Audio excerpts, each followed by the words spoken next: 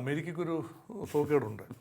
ഏത് തീവ്രവാദിയും വെള്ളപൂശിയെടുത്ത് അദ്ദേഹത്തെ വിശുദ്ധനാക്കി എടുക്കാനുള്ള വലിയ അനിതര സാധാരണമായ ഒരു ഡിപ്ലോമാറ്റിക് മികവ് അമേരിക്കത്തിലുണ്ട്.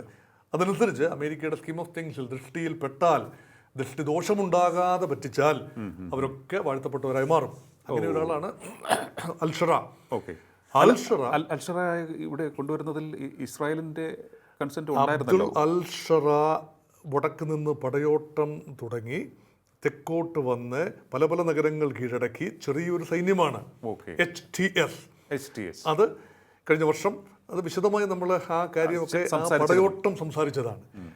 തെക്ക് വന്ന് ഡമാസ്കസ്, അത് ഇസ്രായേൽ അതിർത്തിയുമായി അധിക ദൂരമില്ല, ഗോലാൻ കുന്നുകളുമായി അധിക ദൂരമില്ലാത്ത പ്രദേശമാണ് ഡമാസ്കസ് തലസ്ഥാനം.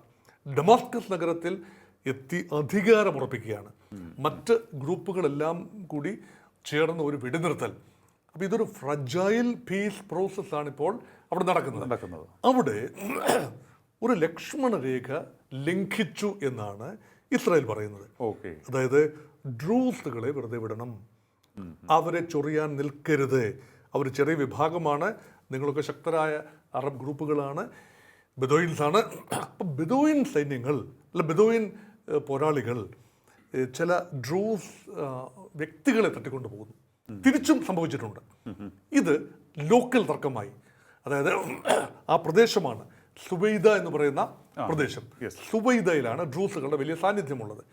മൊത്തം ആകെയുള്ള 10 ലക്ഷം ഡ്രൂസിൽ ഏതാണ്ട് 50% സുബൈദയിലും ഇസ്രായേൽ കൈവശപ്പെടുത്തിയ സിറിയയുടെ ഭാഗമായ ഗോലാൻ കുന്നുകളിലുമാണ് അധിവസിക്കുന്നത്. ബാക്കി ലോകത്താകമാനം ചെതറി നിൽക്കുന്നു. കൂടുതലും ജോർദാൻ, ലെബനൻ, അതുപോലെ ഇസ്രായേൽ, ഇങ്ങനെയുള്ള രാജ്യങ്ങളിലാണ്. ഈ ഡ്രൂസിന്റെ സംരക്ഷണം ഇസ്രായേൽ ഒരു അഭിമാന വിഷയമായി എടുത്തിരിക്കുന്നു.